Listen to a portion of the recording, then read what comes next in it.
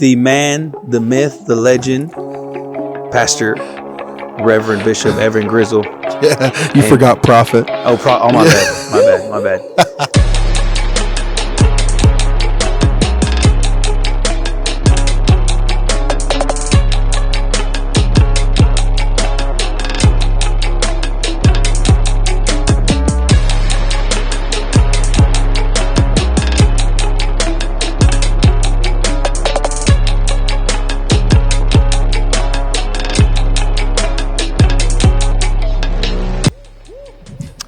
Well, Brother Grizzle, my friend, how do you feel? Man, I feel good. It's been a long week, but it's been a good week. We've had a good time spending time with the kids. Code Orange Revival here in Knoxville's been incredible. It's renewing in the spirit, but tiring in the body all at the same time. You've been preaching for the last 3 days. 3 days, 5 sermons. I'm not done. Yeah. Whenever Pastor Nate texts me, he said, "Hey man, it's going to be 7 times." I'm like, bro, I don't know if I have enough arrows in the quiver for that. Like, Hey, that though is also a testament to where God has you now as a pastor. Did you ever imagine yourself having to come up with so many sermons in so little time? No. And the thing about it is, and this, I don't want people to think we rely on the flesh too much, but whenever you preach a good sermon, Yeah. And when you preach a bad one, Yeah. And it doesn't take a response from anybody to know that. And so I think, you go through that and you're like, man, I got to pick 7 sermons that I think are good. Yeah. And Or come up. Thankfully, like as you start pastoring and this, like you have a repertoire of things that you've preached. Because one of the things I've noticed is that sometimes God will give you a word for a moment. Mm-hmm. But then sometimes he'll give you a word for a season. Yeah. And there's a couple of sermons that I've preached here and one that's still to come that I feel like they're words for a season.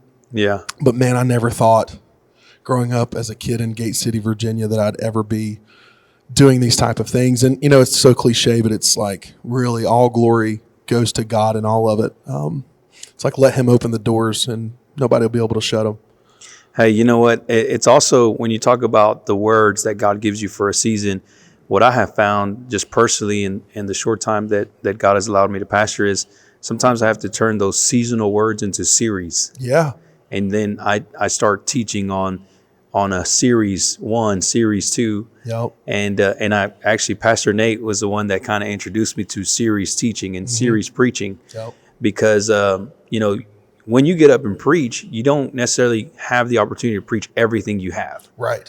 And you should, or you shouldn't. Yeah, you shouldn't yeah, exactly. At that time, but they're as a pastor. One of the things that I love is if I didn't preach it this Sunday, I know I get a second chance. You got that right. Yes, Sunday. You got that right, and you're exactly right too. So we're not only sometimes you'll preach and you'll handle issues as a pastor. Yeah. Sometimes you'll preach and you'll preach, obviously our goal is for people to get saved. But when you pastor a church, it's different. Yeah. Because you're steering a ship. You're not, because you've been an evangelist, like going out on the evangelism field is sometimes it's different. A pastor has to have a heart to steer the ship of the church. Yeah. So it'll turn into a series. And you know what, talking about steering the ship of the church, it's direction that you're giving. Mm-hmm. You're giving direction to a lot of people in their life, where they are, where they're headed. That's the direction.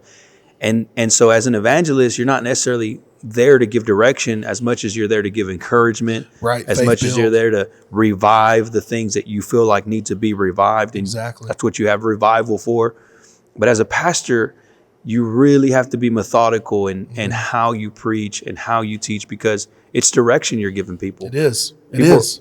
And what's funny is that as pastors, what we'll do is we'll find ourselves, we know more sometimes than we probably should know. Because, you're on Instagram and you follow your church members, you're like, oh no, like I shouldn't have saw that or whatever. So when we get up to preach, it's almost like those things they'll subtly and not even consciously bridle the pulpit. Yeah. But how do we get up? I think the one of the biggest lessons for me to learn is getting up and preaching the unabated word of God as he's given it to you, and steer the ship. But like you said, like Pastor Nate, he's like the perfect example. Take a series or take a sermon, turn it into a series, take a series and turn it into a book. Yeah. And like you can build off of that. That's my goal is to take, I started a blog, and this podcast primarily was because I wanted to articulate every single teaching that I had so that I can turn around and say, did that make sense? Yeah. Listen to it. And because sometimes and this has happened, especially as a young preacher, this has happened to me so many times as I'll preach something and it doesn't necessarily come out the way I thought it would. Yeah. No. And I go back and think, okay, I could have worded that differently, because especially in today's society, people pick apart every single word. Yeah, exactly. And if we're not careful in an informational generation, you can be scrutinized. When the intention isn't malice, but they turn your words into malice. Exactly. Yeah. So, because too, what they do is this is, I can't remember who said this, but what they said was that we judge others based on their actions while we judge ourselves based on our intentions. So we don't know the intentions of someone else's words, but when they're listening to the pastor in the pulpit, they'll often ascribe intent that maybe wasn't even there. So the ability to articulate your thought, right? So that was something, I got my master's degree, and that was something that really my master's helped me do, is when you sit down to write a paper, or you sit down to write, like we called them, discussion boards at the college or the university that I went to, you have to articulate intelligently a thought in 500 words. Yeah. Like, it removes all the filler, all the fluff. And I'm a preacher. I've been doing it for a little while, but there's preachers that's been out there doing it a lot longer than I have. One of the things you find, we get in the most trouble in the filler. It's not our notes that get us in trouble. It's what we say that has to be off the cuff. Yeah. And I think sometimes, like, pushing yourself, like you're talking about, to articulate. Yeah. That's a big deal. And that's a very, very true statement. I had recently the opportunity to jump on a podcast, and someone asked me a question in the moment, and I answered it to the best of my ability. Right. I had someone afterwards say, well, what did you mean by that? Because it kind of sounded like, oh boy. And I was like, well, I wish I had more time to expound on it. I also wish I had more time to prepare for the question. That's the other thing. Yes. Yeah. And I was like, you don't get to just say, hey, can we actually re-record that? We might try that today if I say something stupid. So. And then one thing too, like I didn't study for very long in community college, but the short time I was there, they had those discussion boards where your professor would say, hey, could you explain your stance on this topic? Yeah. And so you would have to jump into the discussion board, not with a professor, but with among peers. Yeah. Yeah. And you start to realize how much people don't agree with you. Yeah. And it's that sort of a disagreement that you either solidify your stance, right, or you start backing off saying, well, you know, I actually don't believe it that strongly. Yeah. Not strongly enough to get into this confrontation. That's good, dude. And so, but I realized, like, there were certain things, obviously, I'm not backing up. Right. Like, I'm not backing off on biblical truths, biblical principles. And in any university today, there's I would say everyone is anti-absolutes. And so you have to be very strong in the way you articulate why you believe in the absolute truth, or the absolutes of truth. Bro, I'm so glad you went there. I've been working on a book, and I'm trying, the working title of the book is Jesus as Truth in John's Gospel. Because the thing about it is that if we deny the existence of absolute truth, then we deny Jesus himself. Yeah. Because he said, so the premise of the introduction in the first chapter is that when he spoke with Pilate asked him, he started questioning him. And one of the things he said is, I came to bear witness of truth. Well, when Pilate said, what is truth? Whenever we look at our understanding of what he said, it could have easily been translated as who is truth. And Jesus said in there, I am the way, the truth, and the life. Yeah. The Greek word for truth that he used when he used that was aletheia.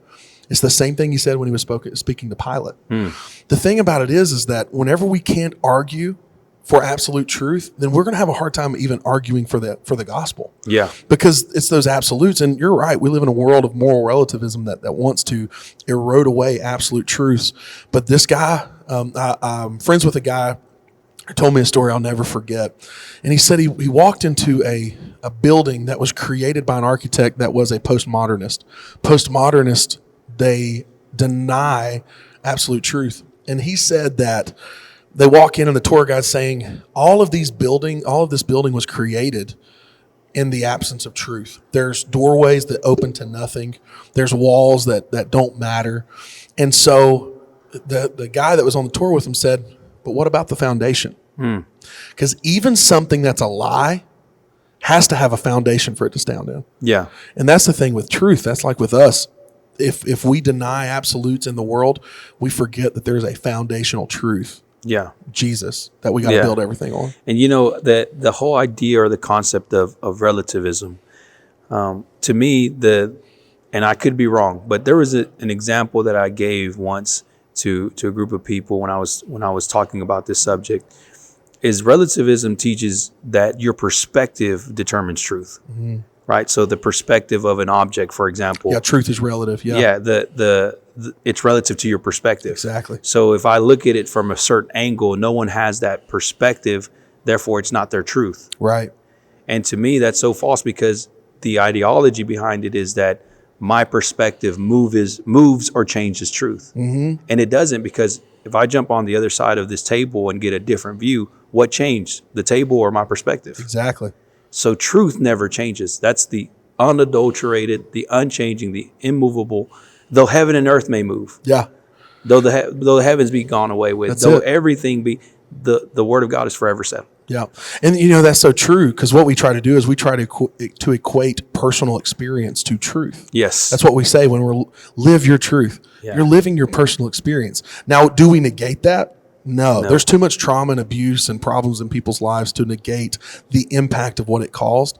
But what you're living it's a matter of semantics. So it's kind of like, oh gosh, this may be too deep of a subject for this podcast. Like, is it okay if we dive in? Okay. I love it. So it's kind of like preferred pronouns, right? Yeah. So what they've done with preferred pronouns is they have taken an argument against language. And they've used it to prove scientific truth. It's not a matter of scientific truth or our biology, because our biology says one thing, but they're trying to argue language should be different.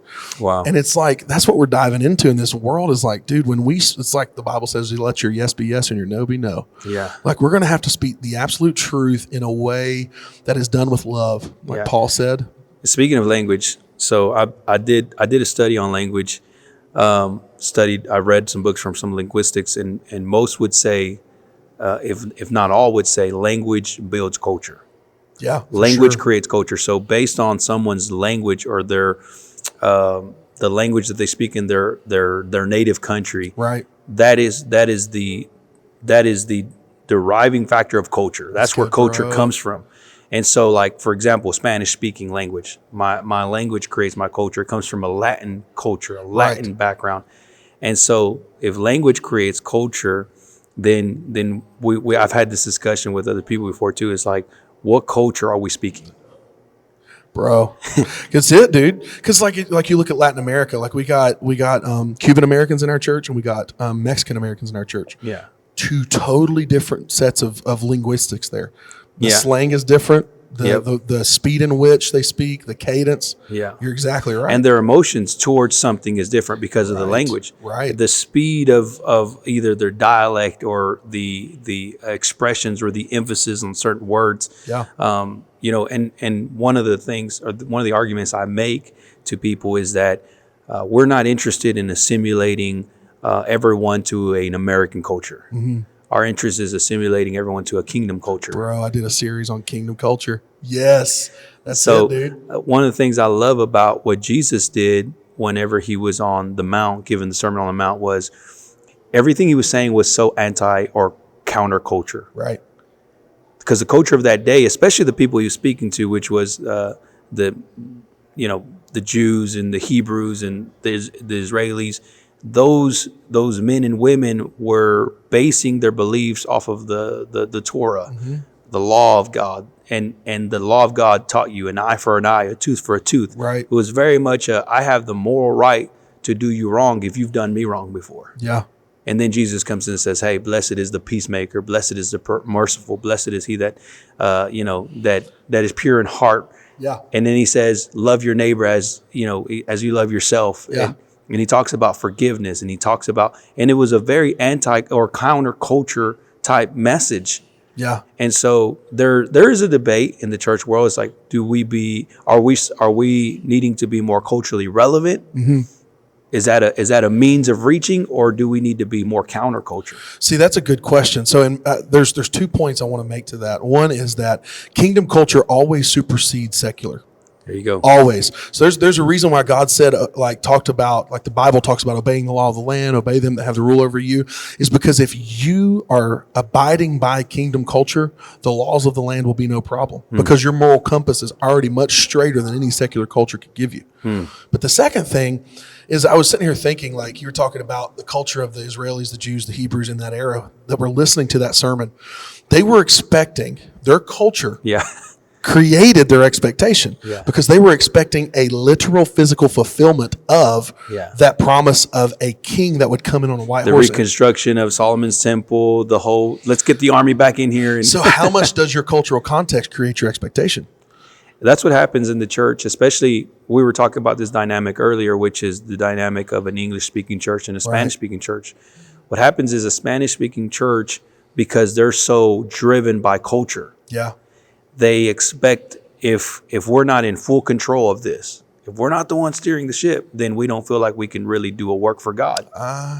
And so what ends up happening is in kingdom culture, we're taught, you have to submit yourself to the authority. Right. And that authority is the pastor or the facilitator. And one of the thoughts that I had was, if I'm going to start a work in your church as an English-speaking pastor, a Spanish pastor, then I need to submit myself to this authority. Now, it's not a mentality of you're going to control me. Right. Because my culture would teach me I can't be controlled. I have to be the one in control. Right. And I think there's a part of submission that we miss. That Paul said, submit yourselves one to another. There you go. And that's the thing with submission that I think is so key is let's use that same example of you starting a Spanish work under my English speaking church and that the purview of my leadership. Then if you're submitted to my vision for the overarching vision of the church, then I also have to be, in a certain sense, submitted to what you're wanting to do within that ministry. Yeah, it's a collaborated effort to accomplish the same goal. Exactly. Which brings us into multiculturalism. Exactly. Because multiculturalism is the harmonious work of various cultures trying to reach the same goal. Exactly. Or working towards the same goal. Yeah. And this was the issue with the Tower of Babel. So God, He wasn't displeased with the tower. He wasn't displeased with the unification of the people to build a tower. Where God was displeased was He looked back and said, I don't remember anybody coming to me about this. And the fact that God wasn't considered or wasn't brought into the council, wasn't brought into the planning meeting. He wasn't brought into the, he wasn't an engineer. He wasn't an architect to help him build this tower. And it was counter to what he wanted for, So what did he do? He didn't this is what I tell people. God didn't come in to the building of the tower and immediately change people's culture. Yeah. He didn't change the way they worked. He didn't change the way that they operated. He didn't change their background. What He changed was their understanding one to another. That's good, bro. And when He took out the understanding, the work was the same. If you ever worked in construction, you don't have to speak to do the work. Right. Right. But when there's a misunderstanding, dude, and when misunderstanding is at the helm of what we're trying to build, then we work against ourselves or work against each other. That's it. And you're exactly right. What leads to misunderstanding? Lack of communication. If we can't speak the same language, then we can't do it. Yeah. So that's why He sent Acts 2:38. Exactly. The day of the book of Acts at Acts chapter 2 was the moment where He said, okay, now let me put my spirit within you for you to go back and try to do Babel again, but it's going to be for my kingdom. Yeah. That's why Paul says in Corinthians, I would that you all speak in tongues. Because at the beginning of the chapter, the beginning of the book, he says, I want you all to speak the same thing. That's it. That's so good. I would have you that you be in one mind and one judgment, that there be no division among you. Then he asked, was Christ divided among you? Yeah. Were you baptized under Paul, under Apollos? Were you baptized under Peter? Unto who were you baptized? Yep. And so there we have the one language, which is the language of Jesus Christ. Right. The language of His kingdom, His righteousness. Yep. And if we're going to do a work together, whether it be a Spanish work, whether it be a Ethiopian work, whether it be an African work, whatever work we're going to do, it needs to be all under the language of the Spirit Yeah. and the culture of the kingdom. You're exactly right. Because then if it's done under that, you won't have the rifts, you won't have the misunderstandings, you won't have the jealousy, the strife. But even if you do have the misunderstandings, because there will always, as long as there's people, there will be problems. Of course. Right? There will always be a misunderstanding. But what helps with misunderstanding? What helps with misunderstanding? The spirit in which we work. Mm-hmm. If I know that, hey, there's obviously a disconnect here, but I know the intention. Yeah. And I know the heart. That's the thing. And if I know the heart and I know the intention, then we can get through the misunderstanding. Right. And I think that a lot of times what happens is when men feel like they don't or they reach a point or a place that they no longer understand each other, instead of there being a conscious effort to unite, it's almost like a default. Yeah. Like, you know what, we're just gonna go our separate way. I'm more comfortable with my own than I am having to work through our differences. That's so good. And so I think that if you look at any institution from the beginning of human history, there's always been the divisiveness and the segregation. Yeah. You look at the institution of incarceration. Yeah. The incarcerated have segregation, and it's not something that they did on purpose or intention. They realize, hey, we can't put these guys together. Yeah. We have to put them with their own group. Yeah. Because it's easier to divide than it is for them to work out their differences. In the same way, I remember going to a public school, and in our public school it was the same way. Yeah.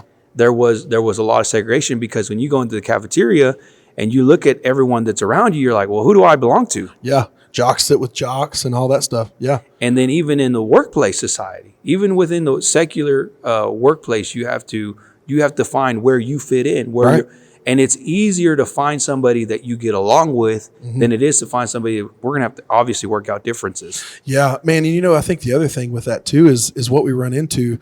So when you look at the human aspect, like you were talking about, one of the things that I try to do with our church, and I make this a point and I've tried to drill it into our leaders, is we over communicate. Because if we under communicate, expectations won't be met, and we're far more apt to have miscommunication, and for there to be issues. I think what we have to do as leaders is we have to make sure that what we're willing to do is over communicate. Yeah. Because if we speaking the same language can talk through things, it makes problems either less likely to happen or easier to work through when they come up. And I think that's one of the things we get in trouble with. It's like, well, you should have just did what I said, or you should have just whatever. Like, why didn't you just do this? It's because we all don't think the same way. Yeah. So we have to communicate. And communication is one of the greatest forms. It's one of the greatest forms of understanding. Yes. I mean, there's no better way to understand each other than to just sit down and say, hey, let's talk about this, right? And I think when you communicate, there's also the defining. Like, let's define the motives, let's define the intention, and where do you want to see this, and how do you want to see this come about? Right. Or what are some of the preferences? Like, I would prefer us not to separate right now. Right. I would prefer us to not do that right now. Yeah. And I think that with communication, comes relationship. And I've said, for the last couple of years that I've had the opportunity to speak on the matter, any ministry that is built rises and falls on the relationship between the ministry head and the pastor or facilitator. That's a good point. And that's true. And it's more than just submission. Yeah. It's communication. Yeah. The communication begets that relationship, and that relationship, the strength of that relationship will determine the success. You're exactly right. Because too, what we're doing when we come in as leaders, I think whenever you run, I'm trying to think of a good way to put it. Whenever you dive into the world of communicating with others, you run the risk of disagreement. Yeah. Which I think is one of the reasons we tend not to communicate. Yeah. For some leaders, it's an attack on ego. Disagreements is attack on ego. Yeah. For some, it's that they just don't want to put up with having the disagreements. But the thing about it is that we have to be willing to communicate through disagreement, because if we can't, then we're never going to be able to accomplish what we want to accomplish. Well, it goes back to what we were talking about at the beginning, when you have to have that discussion, when the professor's like, hey, go to the discussion board and articulate your stance on this matter. And you realize, like, is it worth us dividing?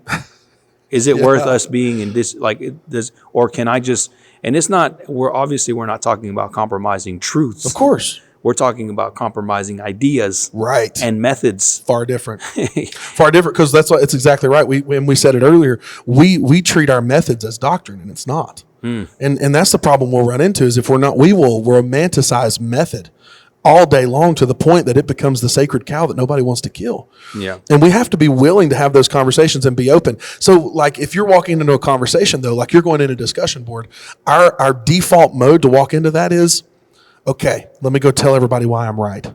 It's not, let's go find the truth. Because the scientific method is go with no preconceived notion to find the truth. Yeah. In the apostolic world, what we have to do is we have to have a preconceived notion, but don't be afraid for your preconceived notion to be wrong. That's the difference. It's okay to be wrong.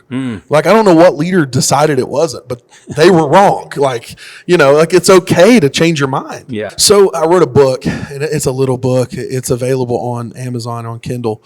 But I wrote a book called Principles of Personal Growth. And one of the things that you have to do is you have to be willing to expose yourself to opposing ideas. Right? That's like the sandpaper that smooths out your own. Because if you go in with like we talked about, a well-articulated idea, it's either going to do one of two things. It's going to solidify your stance. Yes. And cause you to smooth out rough areas and communicate it more clearly. It'll be a better idea at the end. Or it'll change your mind. Yeah. But either way, you're growing. Yeah. And we have a hard time doing that in the church world. Yeah. No, and it's so true, because sometimes we go into it thinking this is the best idea I've ever had and nothing could be better. Right.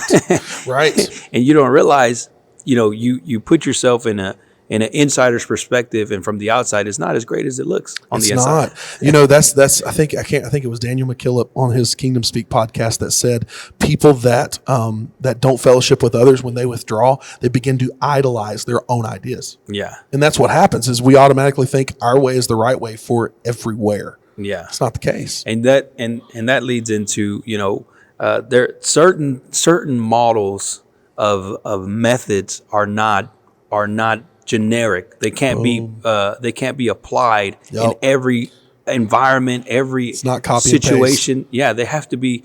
It's kind of like a custom suit. It has to be tailor made to that individual. Same fabric. Yeah. Like there's some things that'll stay the same, right? Yeah, but like the meat. Acts 2:38 is never going to change. Like the same same fabric. Yes, but it's custom. It's tailor made to the needs of whatever the church is and the capacity. Exactly, bro. And so if FAC Knoxville is capable of doing so many great things, but PIA, the Spanish work, is not as capable because of the level of maturity, because of the level of growth. We're 4 years in, not 64 years in. Yeah. And so that's the thing, right? So FAC looks at PIA and says, okay, look what they can become. Now, here's the deal. Here's where we get messed up.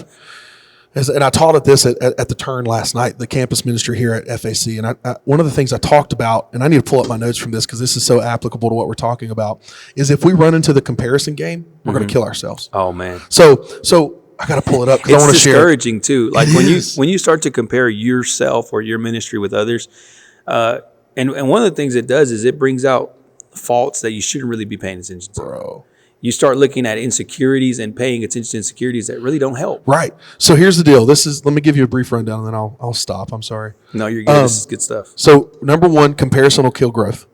Always. And here's why. Imitation kills innovation. It is. If I seek to imitate others, I'm not going to innovate from my context. Yeah, it's not authentic. Exactly. It's not and inauthenticity will never work anywhere. We were just talking about that.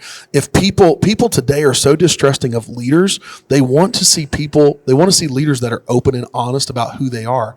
That's the first point. Second point is comparison creates discontentment. So there's a difference between dissatisfaction and discontentment. Dissatisfaction will cause you to pursue self-established goals, but discontentment will cause your identity to unravel. Because when I look at Joseph and I'm like, dude, Joseph is killing it, I want to be like him, then I will start to lose my identity. Yeah. But if I'm dissatisfied with where I'm at, then what I can do is I can use my dissatisfaction to become better in the context God has called me to. Yeah. And they're both very different. And you know what? There is a difference between comparison and just plain evaluation. Right. Like I want to evaluate where Pastor Grizzle is doing the things that are effective, Right. and be inspired by that, Right. and probably even adapt some of those things to what I'm doing here locally. Exactly. And so I think that there's a way for you to not necessarily compare yourself to others, but to evaluate what others are doing.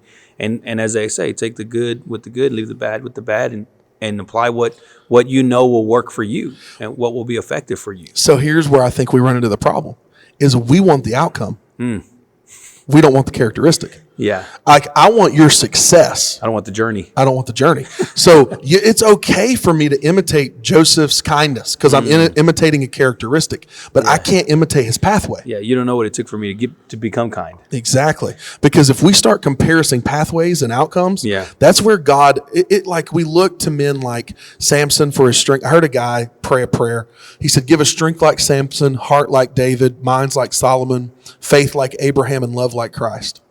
Right? Yeah. But I don't want the fickle heart. I don't want Samson's lust. You got to be everything they weren't.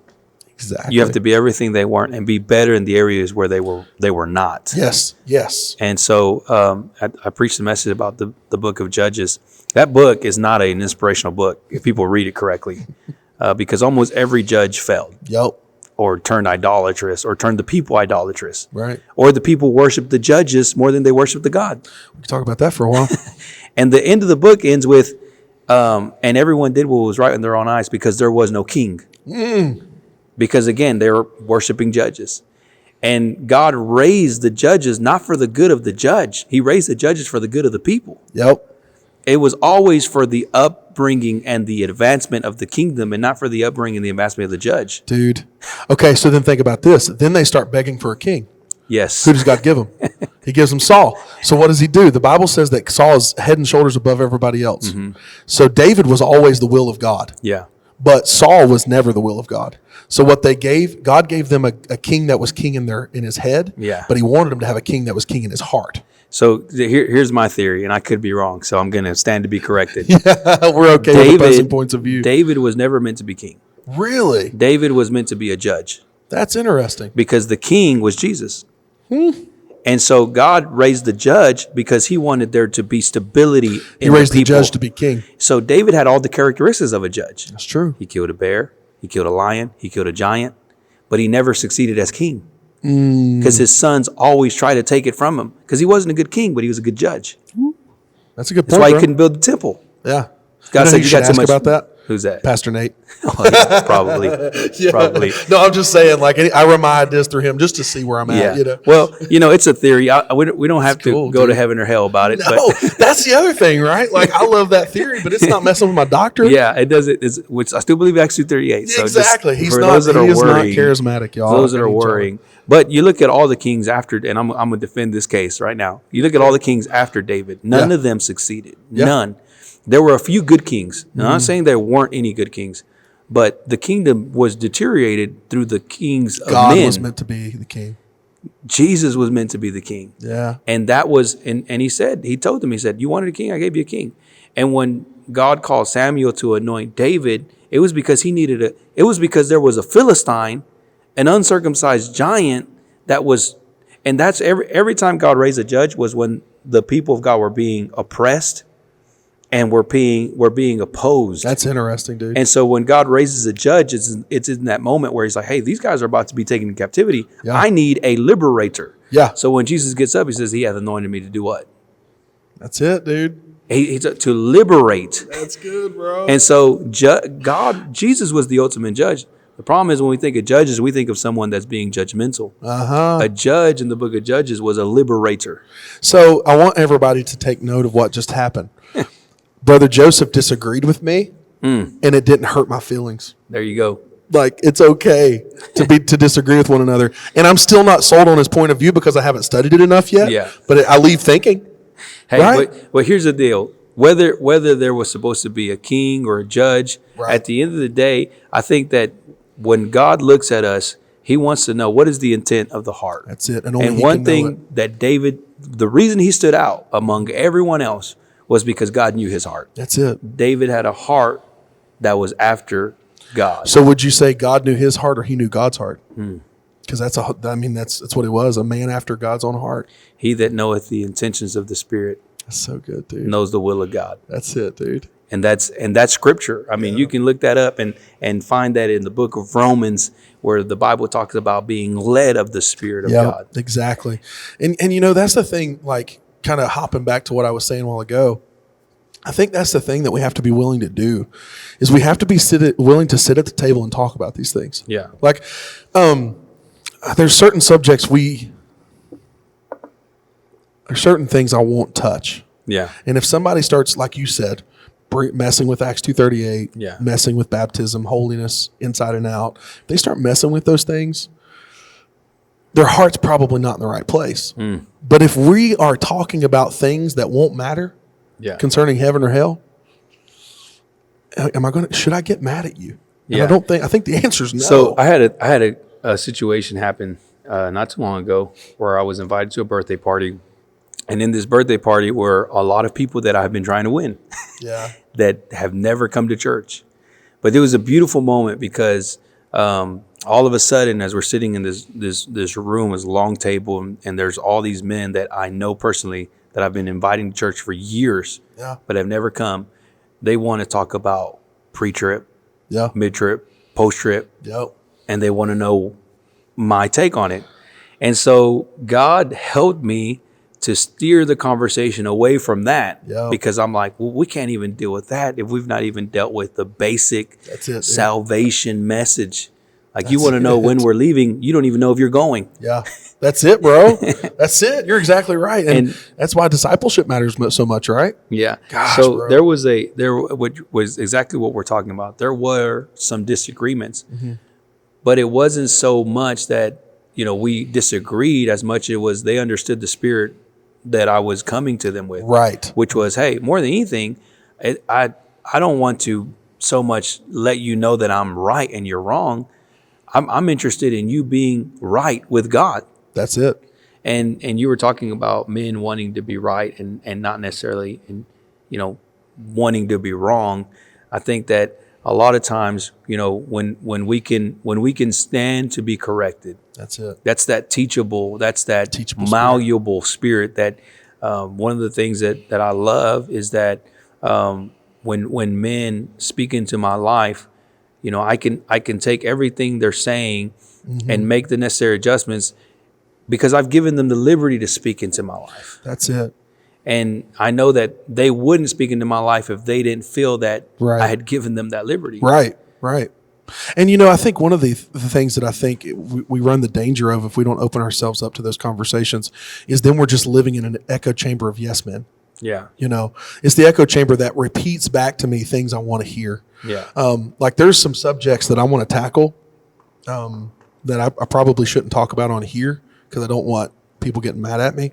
But it's things that shouldn't matter to salvation, but I'm studying the snot out of because there's going to be conversations one day, and I want to be ready for them, that people today get angry about. Yeah.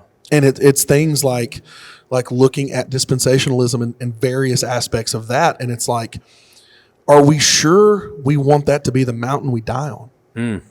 Like, especially whenever those conversations like we're talking about now, they'll say, well, it does make a difference for salvation. It could. Yeah. But if we're preaching the same message, yeah, like there has to be unity in that. Yeah. And then unity, like I said, going back to it, is the effort that's made.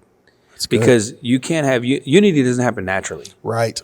Like, for example, you put a group of people, all different backgrounds, all different nationalities, ethnicities in a room, and they're not going to naturally be like, hey, let's work together. Yeah. You know what's going to happen naturally? Naturally, they're going to start finding the people that they feel like they can connect with. Right. And the natural is to divide. Exactly. But unity is when someone says, you know what, I'm actually going to put my differences to the side. Yeah.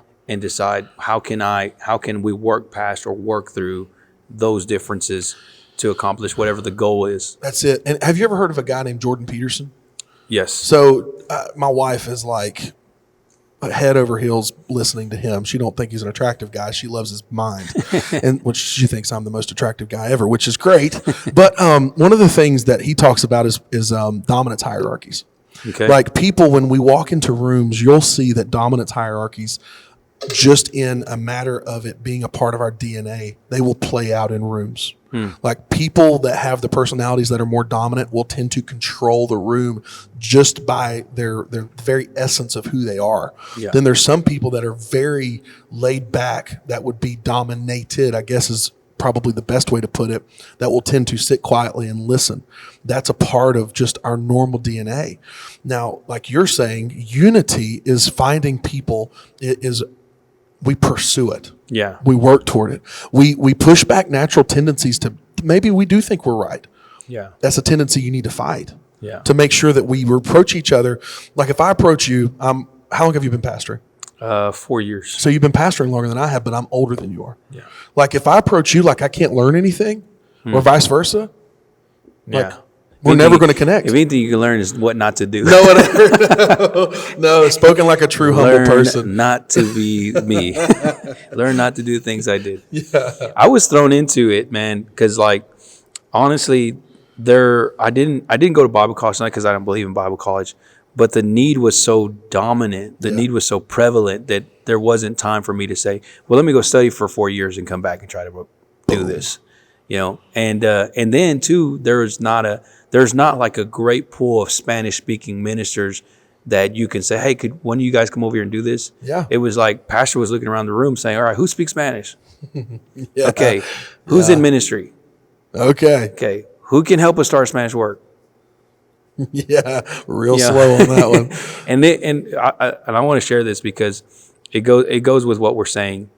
I remember in this very room, pastor had preached a message about multiculturalism and revival looking like multicultures that were reaching different people, different groups. And I was so convicted. I came and prayed one morning in this very room, and I found myself asking God to give me direction. Yeah. I felt like God wanted me to be an evangelist, and I was like, man, I'm gonna go evangelize the world. And God's like, I just opened up a huge door of evangelism. You refuse to walk through it. And I was like, what do you mean? And at the time I was working in a construction job, commercial construction, and I was on a job site, and everyone around me that was speaking to me in Spanish. And it just kind of hit me. Like I've been doing this for 2-3 years already, working in this environment, working among these people, knowing them, building a relationship with them. And all of a sudden it dawns on me like, we're not speaking English. Yeah. And God says, they don't have a church. Boom. They don't have a pastor. And this is the door of evangelism that I want you to walk through. And you're looking to be a conference speaker. Oh, God, we could talk evangelist. about that. Yeah. And he's like, but I have a field of men that need me. Said wide unto harvest, but the laborers are few. Yes. And it's labor. Yeah, I'm telling you. And it's labor. It's work. And so that's why I say I was kind of thrown into it, because God, he had to show me how wrong I was. And unless I was willing to admit that I was wrong about my perspective of ministry, of my ministry ideologies, which was, hey, I'm gonna step into the evangelistic field. What does that look like to me? Yeah. A young man. It looked like jumping into an RV or some trailer. It looked like staying in a hotel. It looked like, being on the poster of some flyer. Yep. That's what evangelism looked like to me. And God's like, I don't know who put that in your head, but that's not it. This is evangelism. That's it, dude. And when God showed me that, it was hard. It was a hard pill to swallow. Yeah. Because I had to admit how wrong I was. You had to face yourself before you could face him. Because I'm thinking, well, God, you gave me these great messages about judges. Yeah, about judges, You gave me a revelation about kings. Yeah, David was never supposed to be king. Come on, I mean, guys. it's like, I know it's everybody's got to hear this. Yes, Evan Grizzle's theology, but come on. And God's like, just hush. Yeah. Go preach Acts 38. Yes. Well, see, that's the thing too. We idolize these people that preach at these events, and those people have their place, but it is not. Yeah. It is not something we should pursue. So I had a guy tell me, I'm tired of conferences. And I disagreed, because I said, well, I'm not tired of conferences. I think the idea of a conference is good if we understand it, which is the conference is not the end all be all. Yep. The conference is the launching pad. Yep. I'm tired of so many conferences. Yeah. Because what we're creating in our culture today is conference hoppers. Yeah. We're creating people that want to go to conference instead of want to work at your church. Yeah. And that's tough. What we need is we need at these conferences to be a commission. Say, okay, don't take what you received here and just keep it, but take it and deliver it and do sub-conferences in your living room, sub-conferences in your apartments. I'm getting ready to make a lot of people mad. Okay. We'll edit this part out. Yeah. Okay, good. So I can just say whatever I want, right? Yes, okay, yes. good. I don't want Let your people to hair preach holiness at conference anymore. I preach it at my church. When my kids go to your conference, they need to be empowered when they get back. Don't preach it just to get a shout. Because that's what we're doing. We're preaching for response. Now, if there's some things that need to be handled by the head of an organization that's trying to steer an organization, let them do it. Yeah. But every time we go, we're going to hear something that we should hear something that makes us want to go back and change our world, not make us want to retract from the world. Like, we are different. I'm appreciate people telling us we're different, but when I send my kids to a conference or I go to a conference, I've got holiness in my heart that comes out through how I dress, and I preach that from my pulpit. Don't take the place of the pastor. Be the person that's telling these people to go back and change your world. Yeah. I think that Edit that out for sure. Yeah, we're definitely not going to play that part. What's funny is we're joking about it, but he's really not. I'm gonna put it on there just so that, and I'm gonna make it the highlight reel. Yeah. This is gonna be the reel that everybody's gonna share. We shouldn't be preaching holiness at conferences. We shouldn't, though. Not that we shouldn't be preaching We're gonna it. be on church milk. Yeah, but it's not that we shouldn't be preaching it as much as it is. It's like if I'm preaching it, and I've seen this happen. Guys preaching a sermon at conference and the sermon's flopping. They'll switch their notes to holiness. Yeah, because they know everybody's gonna shout. And you know what it is how mature are we if we're just going on a rampage, bro, of I understand the biblical principles and I agree with them probably more than you think I do. Right. But I think that more than anything, if I'm coming to a conference, I'm coming, like you said, to be empowered. Right. I'm coming to be enriched with God's word, with the presence of God. Yep. And I think that there is a place for teaching of if you want to do a holiness conference, there has to be some disclosure. Do it. Some disclaimers, hey, we're gonna talk about things that people don't want to talk about. Well, okay, so and I'm a part of the ALJC. And I love this organization, but I know. Wait, what? I know, right? So this podcast, so let's say this though, we love all organizations, right? But one of the things, Brother Nate, I talk about him a lot because he's probably one of my best friends. He sent me the book on the Holiness Symposium. Mm-hmm. What a great way to handle that. Yeah. What a great way to talk about that. We're going to write a book. And we're going to talk about it. Because you don't just have someone blabbing out the mouth. You have the notes in front of your face. Exactly. Because what did we say earlier? Most of the time when preachers mess up, they mess up in the filler. Yeah. And the thing is you can take that and be like, did he really mean what he said? It's written right here. Yeah. And where was, and then you have the contact information. Yeah. Let me call this guy. Hey, brother, I want to know what you were. I've had people do that to me. I've had people call me and ask me what I meant when I said such and such. Really? And you know what? It's caused me, as a young minister, it's caused me not to back off or to back up on what I'm saying. Right. It's caused me to articulate it even better. You have to, yes. And one clear and concise. One of the things I love about, the difference in getting up and going on a rampage and getting up and articulating exactly what you mean is that you can walk away feeling refreshed and not feeling like you just been stained. Yeah. I'm not holy. I feel dirty. Yeah, I'm not holy. Oh God. And that's what we were talking about. Yeah. Let me cover my upper lip. But the problem is that I think we forget too, we're spending a lot of money to go to conference. Yeah. I paid thousands of dollars to get screamed at. I don't feel empowered. I don't feel pushed. Yeah. And I took of my hard-earned money and I took out of my time to come to a place where I wanted to get refreshed. Well, this is opinions, and my opinion right now is this: all opinions. I think there are men that when they get on these rampages, and this is not to criticize them, of course, but this is just to analyze the situation. I think that in the past we've had men like O.R. Falls, like J.T. Pugh, men that come out of prayer rooms Yes. that they had not left in days. Yep. And when they got up and talked about certain things, they didn't talk about them to get a response. No. They talked about them because they heard from God. And then the response is because they heard from God. And people respond based on the level of consecration and based on whether or not God is truly speaking, or is it someone's preference or someone's opinion? Yeah.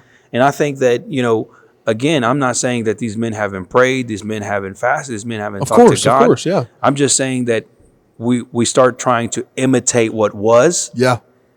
To try to relive some past moment. Yep. And I'm guilty of it because I've done it. Yep.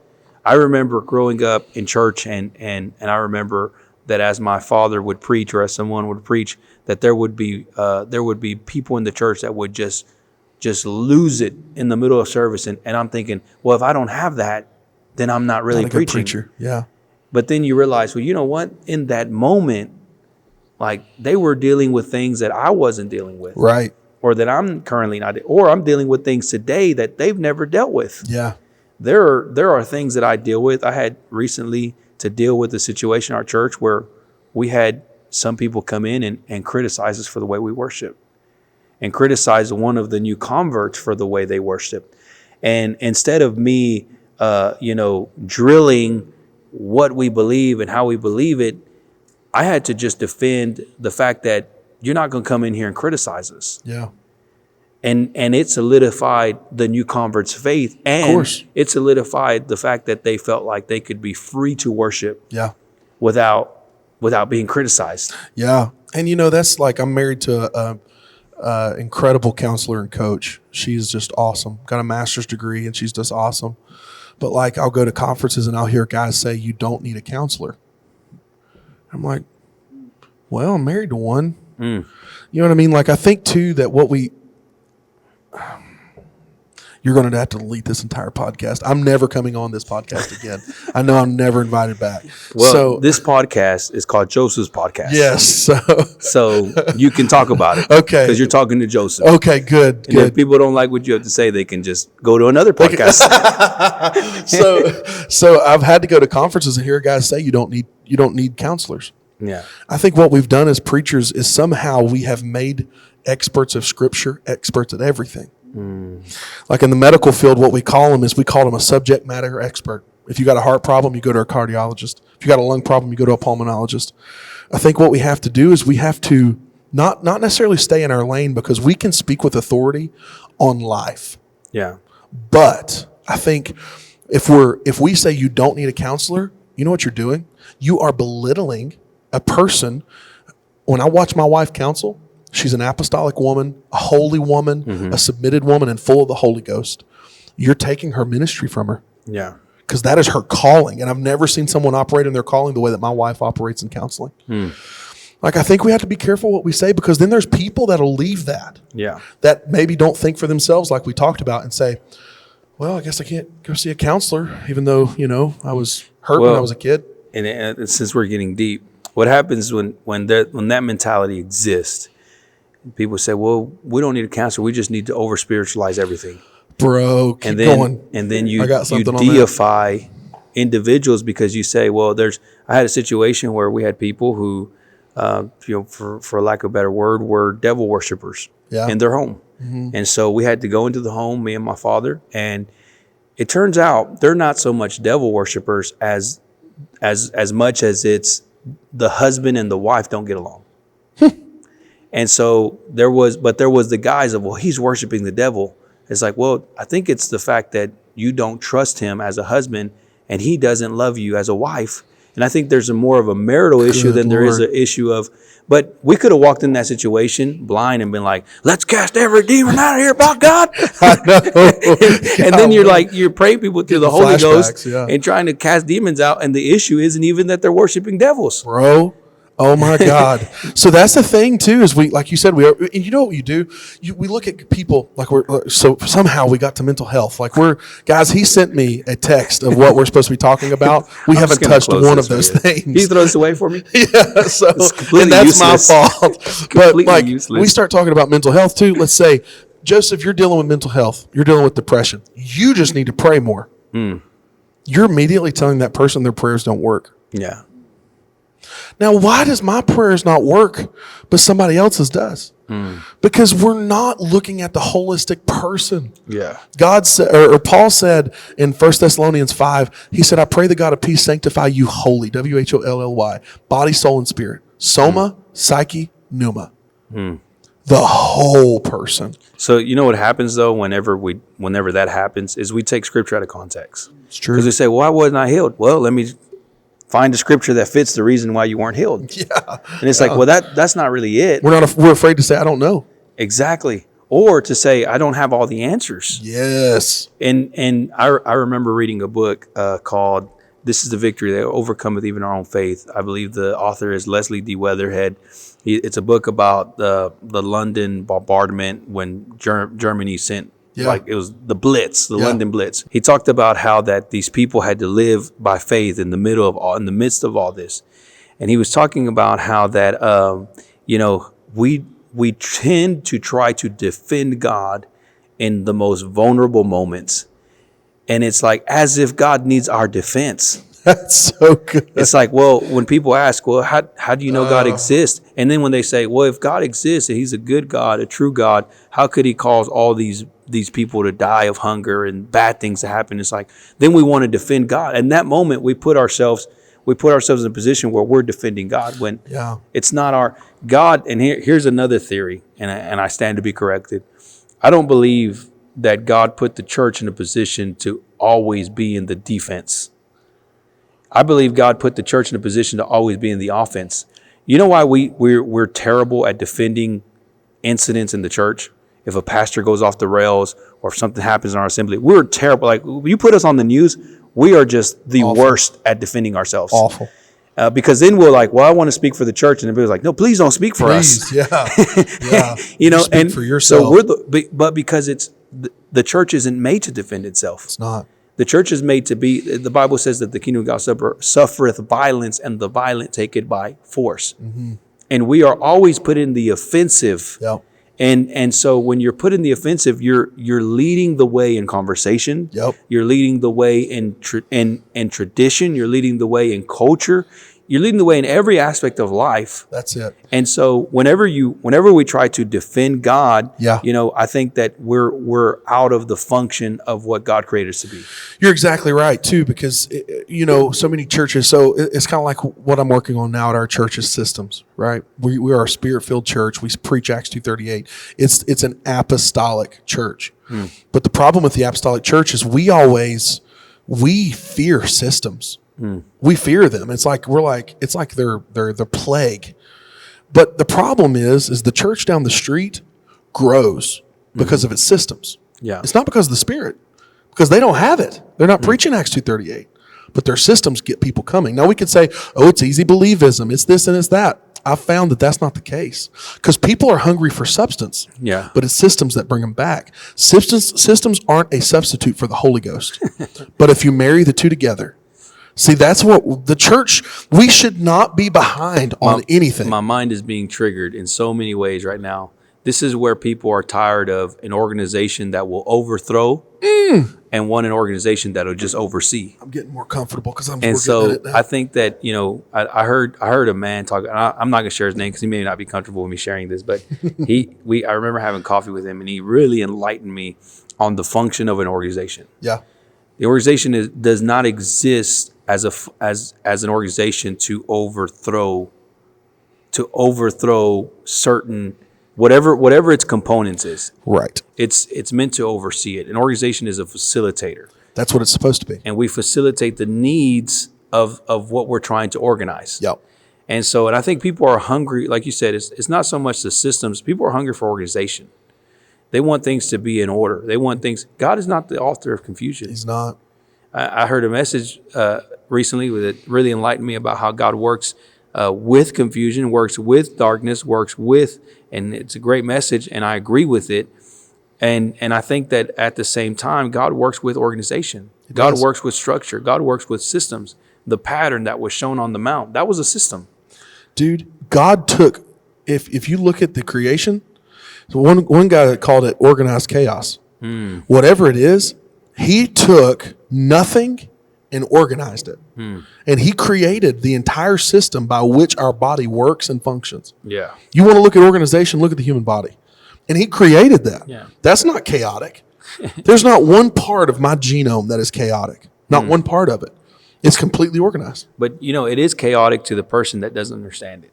That's the problem. To the person that doesn't truly know what they're looking at. Yeah. I work in plumbing. Yeah. And sometimes people are like, man, I just have no idea what this does or what this. And I'm like, when I see it, I know exactly what I'm looking at. Yep. And it's not what may look like just a bunch of pipes thrown together. Somebody else, I could tell you, well, that's the return, that's the supply, because I know what I'm looking at. Right. And I think that's when our responsibility is to know the truth. Yep. But not just know the truth, but explain it to the person that's sitting in the front row. Yeah. Because like you were just saying, I know it.